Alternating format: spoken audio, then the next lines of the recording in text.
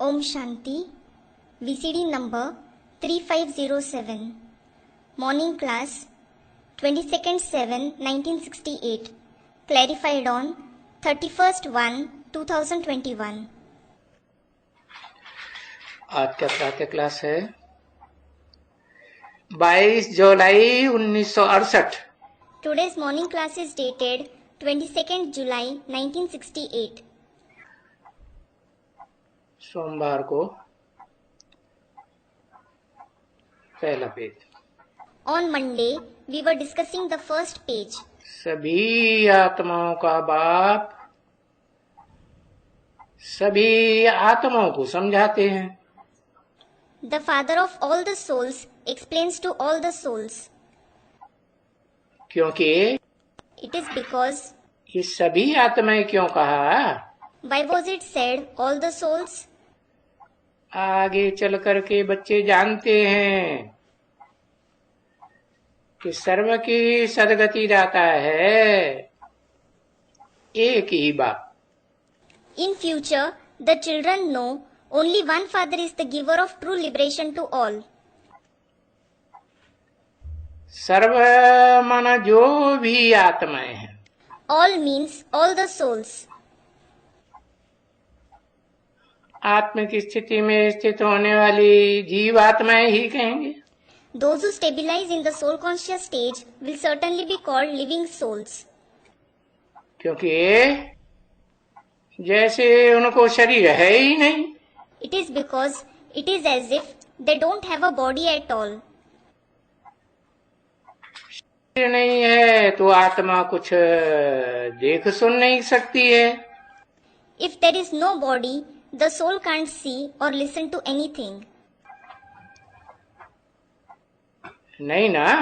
It can't, can it? भले drama के plan अनुसार स्वर्ग की स्थापना कर रहे हैं,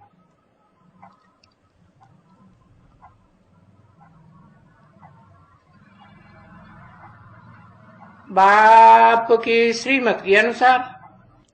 Although they are establishing heaven according to the drama plan as per the Father's Srimad. पर बाप तो पढ़ाई करके फिर But the Father teaches and then पढ़ाई पूरी हुई तो मैं कोई शरीर धारण ही नहीं करता। when the study completes, I don't take on any body at all. फिर शरीर के आधार से मैं देख ही नहीं सकता, बिगर देखे ही क्या कर सकूंगा। Then I can't see at all with the help of the body.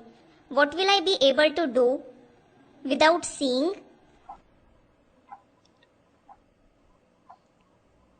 ऐसे नहीं समझना चाहिए कि वो जहां तहां है,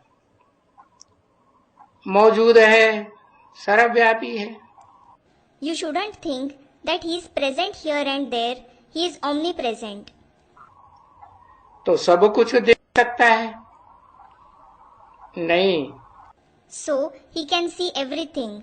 No. तो सिर्फ देखता ही है आ करके। He just sees after coming.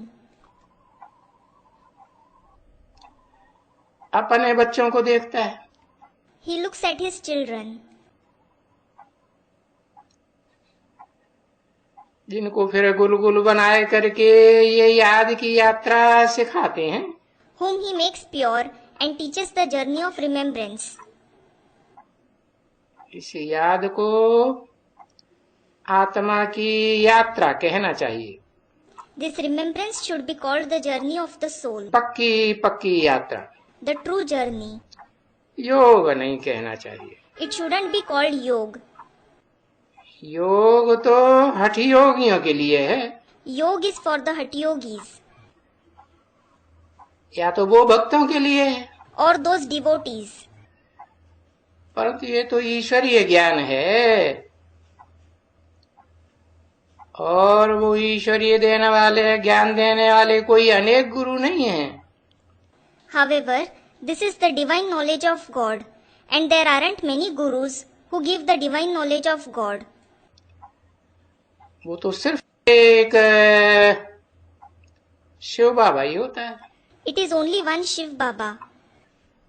उसको ही ज्ञान का सागर कहा जाता है। सच्चा सच्चा सतगुरु, He alone is called the ocean of knowledge, the true Sadguru.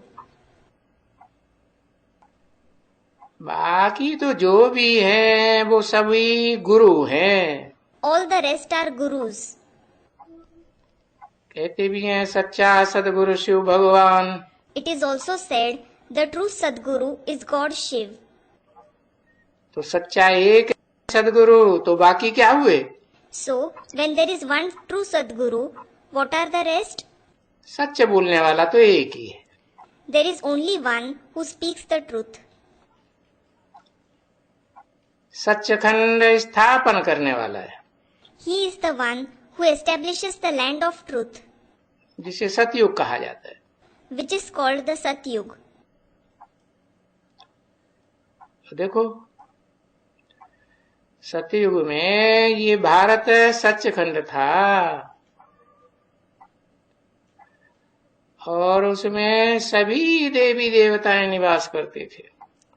Look, this Bharat was the land of truth in the golden age, and all the deities resided in it. और तुम बच्चे जानते हो कि बरोबर आज भी हम मनुष्य से देवता बन रहे हैं। And you children know, we are certainly becoming deities from human beings even today. और बाप कितना बच्चों को समझाते हैं कि अंदर बाहर सच्चे बनो। And the father explains the children so much, become true inside and outside. उस एक सच्चे के साथ सच्चे बनो। Become true for that one who is true. ये जो झूठे गुरुओं के बच्चे कहेंगे रावण के बच्चे। The children of these false gurus will be called the children of Ravan. कदम कदम पर झूठ, कदम कदम पर विकार। It is because there is falsity in every step. There are vices in every step. तो अगर स्वर्ग में जाना चाहते हो तो ये सब छोड़ना पड़ेगा। So, if you want to go to heaven, you will have to leave all these. और ऊंच पद तो पाना चाहते हो ना?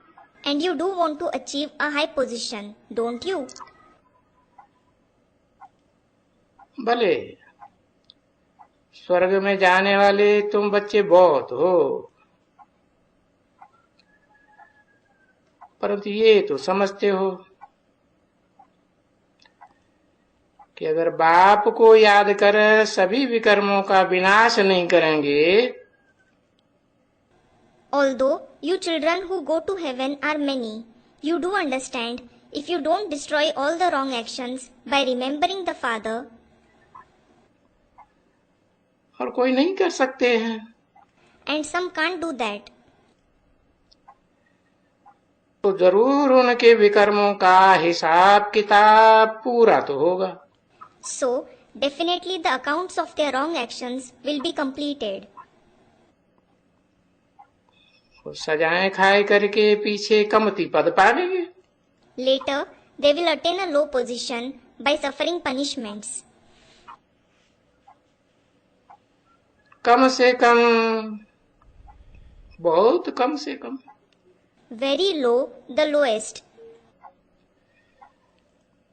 तो ये बात बच्चों की बुद्धि में बैठती है। So, this sits in the intellect of the children. संगम युग पर जो राजधानी बच्चे यहाँ स्थापन हो रही है, वो राजधानी न कलयुग में स्थापन हो सकती है।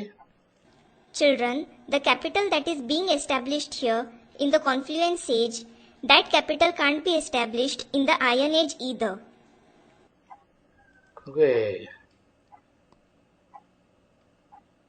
न बाप आते हैं कलयुग में न सतयुग में. Neither does the Father come in the Iron Age nor in the Golden Age.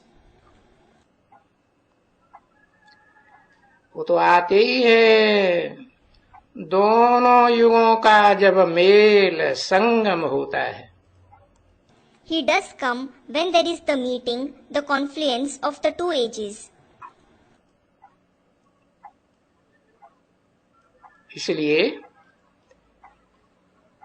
इस संगम युग को कहा ही जाता है पुरुषोत्तम कल्याणकारी युग.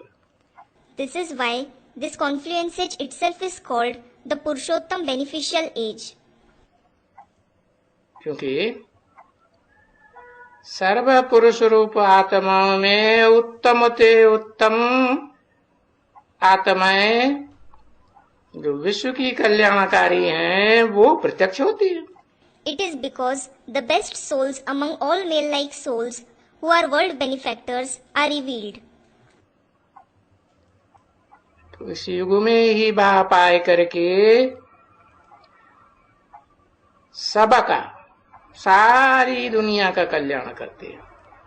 So, the Father comes in this very age and brings about the welfare of everyone, the entire world.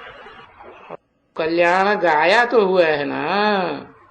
And that welfare is certainly praised, isn't it? कल्याण अभी practical में होने वाला है. The welfare that is going to take place in practice now. ये भी बुद्धि में समझते हो ये कलह क्लेश के युग के बाद ही सतयुग आने का है. You also understand through the intellect that the golden age will arrive only after this age of quarrels and disputes. इसलिए सतयुग और कलयुग के बीच में संगम युग तो जरूर चाहिए. This is why the confluence age is certainly required between the golden age and the iron age. बाप कलयुग में नहीं आते. The Father doesn't come in the iron age. अर्थात क्लेश की दुनिया में प्रत्यक्षता रूपी जन्म नहीं लेते. It means he doesn't have his revelation like birth in the world of quarrels and disputes. सतयुग में भी नहीं आते. He doesn't come in the golden age as well. या तो आकर के उसमें प्रवेश करें Or else he should come and enter him. बाप ने समझाया कि पतित पराई दुनिया है कलयुगी. It is because the Father has explained this iron age is an impure, alien world. और गाते भी हैं बरोबर. दूर देश का रहने वाला आए देश पर आए. And they certainly sing as well. The resident of a far-off land has come to an alien world. कौन सा देश? Which is the far-off land? जहाँ आत्मा ही रहती है. Where only the souls reside. आत्मलोक. The soul world. जिसे मुसलमान अर्श कहते हैं. Which the Muslims call Arsh. Supreme abode कहते हैं soul world. The Christians call it the supreme abode, the soul world. Bharat परमधाम कहते हैं. It is called Paramdham in Bharat. तो इतनी दूर से पराए देश में अपने बच्चों से आकर कहाँ मिलेंगे? So, where will he meet his children after coming from such a far-off place to an alien world? तो पराए देश में फिर पराए बच्चे होंगे. दुखदाई रावण के. Then there will be alien children of the sorrow-giving Ravan in an alien world. रुलाने वाला रावण कहा जाता है ना। The one who makes people cry is called Ravan, isn't he? तो फिर रावण के बच्चे हैं, उनको फिर बहुत अच्छी तरह से समझाते। Then the children of Ravan are explained very well. इसलिए कहते हैं मिले न फूल तो को कांटों से दोस्ती कर ली, अच्छे से समझा लिए। This is why it is said he didn't find flowers, so he made friends with thorns to explain them well. तो बताओ मैं किस में प्रवेश करता हूं? So tell me, whom do I enter? है पतितम कामी कांटे में ही प्रवेश करना पड़े। I have to enter the most impure, lustful thorn itself. फिर तो देखो अपना भी आए करके परिचय देते हैं। Then look, he comes and introduces himself too. जिसमें प्रवेश करता हूं The one whom I enter, वो भी फिर अच्छी तरह से समझ करके औरों को समझाते हैं he too understands well and explains to the others. कि बहुत जन्मों के अंत के जन्म के भी अंत में बाप ने प्रवेश किया, सुप्रीम सोल ने। The Father, the Supreme Soul, entered in the very end of the last birth of many births. तो देखो कितनी अच्छी समझानी है। So look, it is such a nice explanation. और सामने ही देखते हो कि बरोबर ब्रह्मा और Vishnu, And you see right in front that certainly Brahma and Vishnu. फिर तो बाप ने समझाया कि शंकर का कोई पाठ नहीं है। Then the Father has explained Shankar doesn't have any part. क्योंकि पाठ तो कर्मियों से बजाया जाता है ना। It is because a part is played through the Karmendriya, isn't it? तो उसका तो यादगार चित्र बने हुए, So his pictures are made as a yadgar. जो भी चित्र बने हुए हैं उनमें बहुधा करके याद के चित्र बने हुए हैं कि कर्मेंद्रियों से कर्म के चित्र बने हुए हैं। All the pictures which have been made in them are the pictures of him sitting in remembrance made generally, or are the pictures made of the actions performed through the Karmendriya. याद के चित्र बने हुए हैं। The pictures of him sitting in remembrance have been made. इसलिए कहा कि शंकर का कर्मेंद्रियों से कोई पाठ नहीं है। This is why it is said Shankar doesn't have any part through the Karmendriya. और नहीं इस दुनिया में आत्मिक स्थिति में स्थित होने वाला कोई शंकर होता है। Neither there is any Shankar in this world who stabilizes in the soul conscious stage. अगर होता भी है तो मन बुद्धि से सूक्ष्म मनन चिंतन की स्टेज में, जैसे कि इस दुनिया में होता ही नहीं। If at all there is someone, he is in the stage of subtle thinking and churning through the mind and the intellect, as if he isn't in this world at all. तो कहाँ रहेंगे? So, where will he go? सूक्ष्म मनन चिंतन की दुनिया में रहता है। He lives in the world of subtle thinking and churning. ज्ञान के मनन चिंतन मंथन में, In the thinking and churning of knowledge. और सूक्ष्म वतन में वहां नाग बलाएं, भूत प्रेत या बैल पर कोई सवारी थोड़ी ही होती है। And there aren't any snakes coiled, ghosts and spirits, or a ride on a bull in the subtle world. हाँ, सूक्ष्म वतन का सिर्फ बच्चों को साक्षात्कार होता है। Yes, the children just have the visions of the subtle world. कौन से बच्चों की बुद्धि में? In the intellect of which children? जिनकी बुद्धि में अच्छे से गहराई से ज्ञान बुद्धि में बैठता नहीं। In the intellect of which children? Those in whose intellect the knowledge doesn't sit properly and deeply. बच्चा बुद्धि हैं। Who have a childlike intellect. अभी देखो तुम हैं। And now look, it is you. तुम बच्चे यहाँ हैं ना? You children are here, aren't you? है? तो जो तुम हो 67 में है इस ब्रह्मा मुख के सामने, तो तुम तो पवित्र नहीं हो। So, you who were in front of Brahma in the year 1968, you aren't pure. और फरिश्तों को भी तो पवित्र कहते हैं। The angels are also called pure.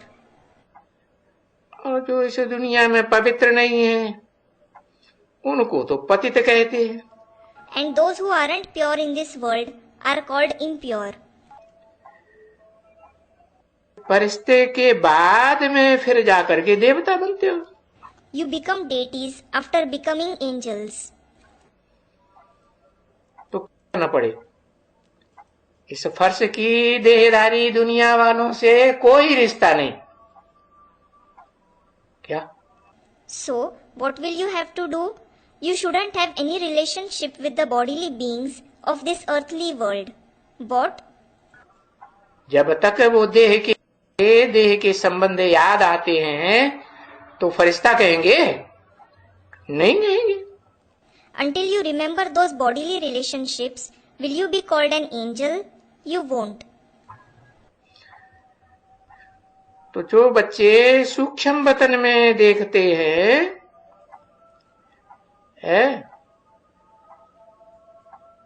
तो संपूर्ण देखते हैं। So, those children who see the subtle world see complete.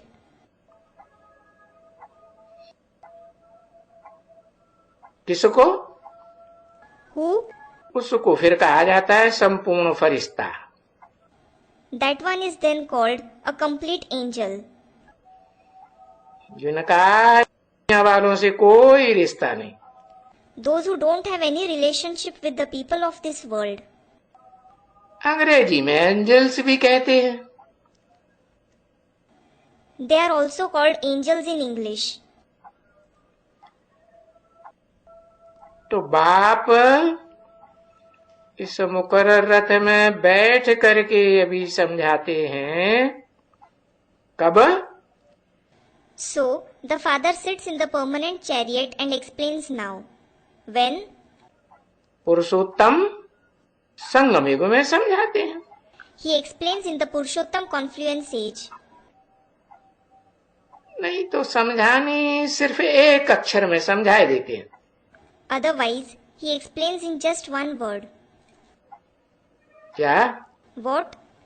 अपनी आत्मा के पार्ट को, आत्मा के स्वरूप को समझ करके है मुझ बाप के प्रैक्टिकल पार्ट को याद करो। Remember the practical part of me, the Father, after understanding the part of your soul and the form of the soul. Gita में इसके लिए क्या कहा है? What has been said in the Gita regarding this? क्षेत्र अर्थात शरीर, जिस मुकर्रर रथ में बाप प्रवेश करते हैं, अर्जुन के रथ में प्रवेश करते हैं ना। Kshetra means the body, the permanent chariot whom the father enters. He enters the chariot of Arjun, doesn't he? क्षेत्र और क्षेत्रज्ञ। So, that Kshetra and Kshetragya. उस शरीर रूपी आत्मा को जो इस षष्ठी रूपी रंगमंच पर पहले नंबर की आत्मा है, उसको जानने वाली, पहचानने वाली कौन? Supreme soul. The one who knows and recognizes that knowledgeable person who is the number one soul on the stage-like world. Who? The Supreme Soul. और कोई उसे पहचान इस दुनिया में? Does anyone else recognize him in this world? तो वो हुआ क्षेत्रज्ञ है। So, he is the Kshetragya. इन दो की पहचान गई, तो समझ लो ज्ञान की पूरी समझानी मिल गई।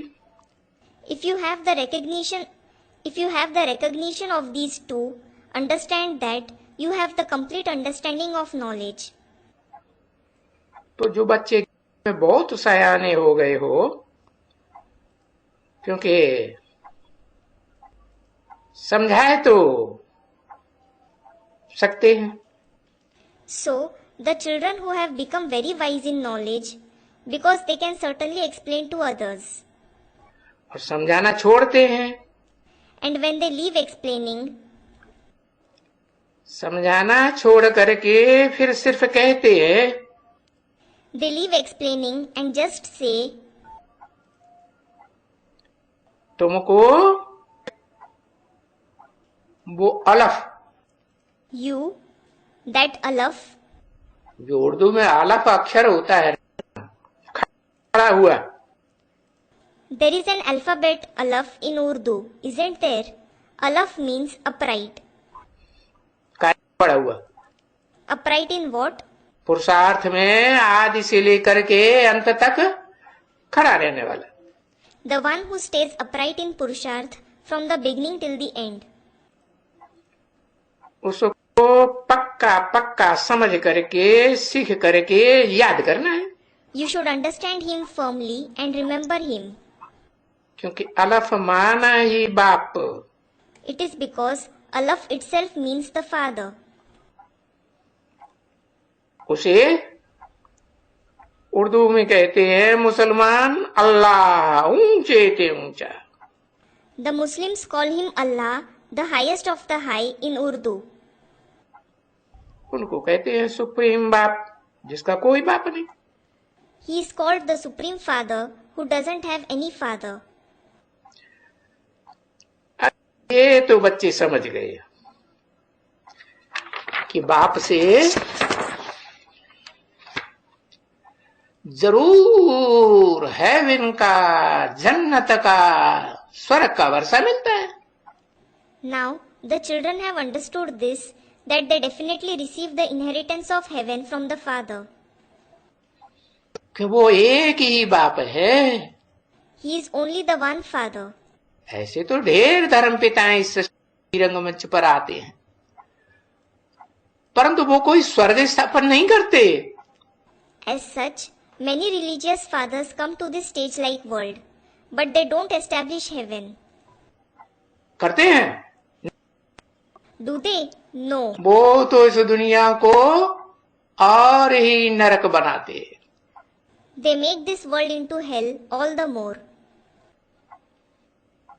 उनके आने के बाद ये दुनिया और ही गहरा नरक बनती जाती है, रौरव नरक बनती है कि स्वर्ग बनती है?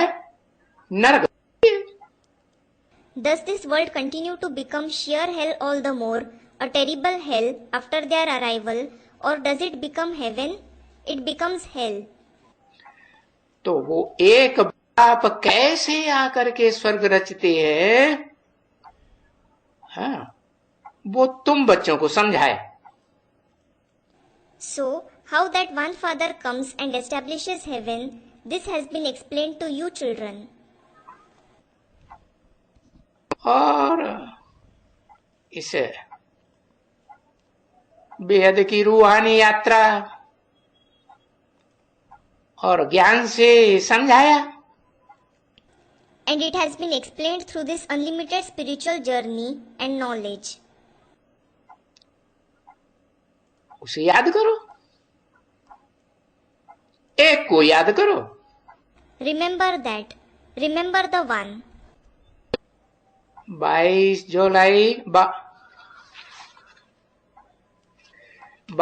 जुलाई 1968 की प्रातः क्लास का दूसरा page. Second page of the morning class dated 22nd July 1968. बच्चों को समझाया गया है The children have been explained. कि मीठे बच्चों, भक्ति में ज्ञान नहीं होता है। Sweet children, there isn't knowledge in bhakti. वो अंधश्रद्धा युक्त भक्ति अलग बात। That bhakti out of blind faith is a different thing. और श्रद्धा विश्वास से भरपूर ज्ञान बिल्कुल अलग है। And the knowledge full of faith and belief is absolutely different. तो समझ लेना चाहिए कि भक्ति बिल्कुल अलग है और ज्ञान सिर्फ सुप्रीम सोल बाप ही देते हैं। So, it should be understood that bhakti is totally different and it is only the Supreme Soul Father who gives knowledge. और देते किसको है? And who does he give it to? है ब्राह्मणों को देते हैं। He gives it to the Brahmins. कौन से ब्राह्मणों को? Which Brahmins? चोटी के ब्राह्मणों को। The Brahmins with a choti. Top knot also means highest Brahmins. भक्ति मार्ग में रूप दिखाते हैं ना, They show the universal form in the path of bhakti, don't they? उसमें सबसे ऊपर क्या दिखाते हैं? What is shown on the very top of it? है चोटी। A choti. और देखो, जिस मुकर्रर रथ में प्रवेश करते हैं वो भी चोटी का ब्राह्मण है ना। And look, the permanent chariot which he enters is also a Brahmin with a top knot, the highest Brahmin, isn't he? चोटी की यादगार कोई है इस दुनिया में? Is there any yadgar of that choti in this world? क्या? What? Everest चोटी। What? The Everest peak. स्थूल रूप में यादगार भी बनी हुई है, There is also physical yadgar of it. उससे ऊंची दुनिया में कोई भी ऊंची चोटी नहीं है। There is no other peak higher than that, higher than it in the world. तो बाबा ने समझाया ना,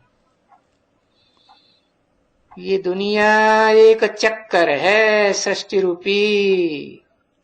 So, Baba has explained, hasn't he? This world is a cycle. जैसे वो चक्कर समझाया है, जैसे ये भी चक्कर है। Just as that cycle has been explained, this is also a cycle. एक चक्कर है 5000 वर्ष का। It is a cycle of 5000 years. तो देखो, इस चक्कर में अभी इस पुरुषोत्तम संगम युग में तुम ब्राह्मण बच्चे हो ना। So look, in this cycle, now, you are Brahmin children in this Purushottam confluence age, aren't you? अभी ब्राह्मण हो, फिर तुम बायजोली खेलेंगे। Now you are Brahmins, later you will play somersault, Baijoli. बायजोली में क्या क्या बनेंगे? What all will you become in somersault? सतयुग में देवता बनेंगे, त्रेता में क्षत्रिय बनेंगे, द्वापर में विषयस वैश्य बनेंगे, और कलयुग में शूद्र बनेंगे। You will become deities in the golden age, Kshatriyas in the silver age, Vishyas Vaishyas in the copper age, and Shudras in the iron age.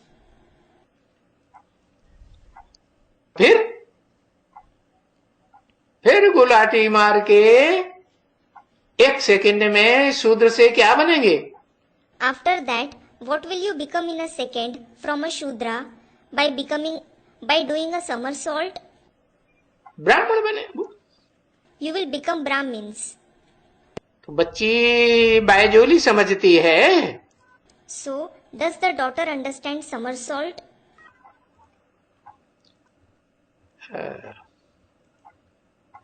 वो बच्चे नहीं खेलते। शारीरिक बायजोली। Those children don't play the physical somersault.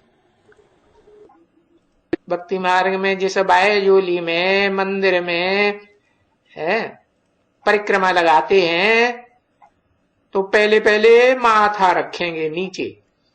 When they do circumambulation during somersaults in the temples in the path of bhakti, they first place their head down. फिर गुलाटी मार के माथा ऊपर. Then they somersault and the head comes up. तो बनेंगे पीछे देवता. So, later they will become deities. फिर कहेंगे छत, फिर वैश्य, फिर शूद्र. Then the Kshatriya, Vaishya and Shudras. ऐसे होता है ना. This happens, doesn't it? इसको ही कहा जाता है विराट स्वरूप, जो यहाँ बच्चों को चित्र में भी दिखलाया गया है. This itself is called the universal form, Virat Roop, which the children are shown in the pictures too. तो अभी विराट स्वरूप तो कोई ब्रह्मा विष्णु शंकर को विराट स्वरूप नहीं कहा जाएगा. So now, Brahma, Vishnu, Shankar won't be called the universal form. क्योंकि उन तीनों देवताओं में तो एक तो उन सब में चोटी नहीं है. It is because one thing is that all the three deities don't have a choti. और तीनों को ब्राह्मण भी नहीं कहेंगे.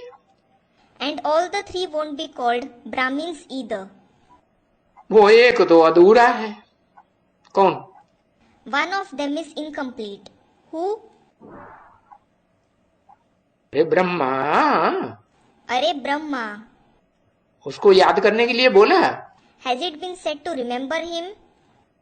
उसका फोटो याद करना है, तो रखना है नहीं. Should you remember his photo? Should you keep his photo?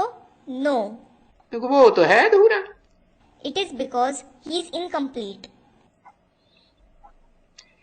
इसलिए ये जो बच्चे उस ब्रह्मा को याद करते हैं, ये बेचारे कुछ नहीं जानते हैं.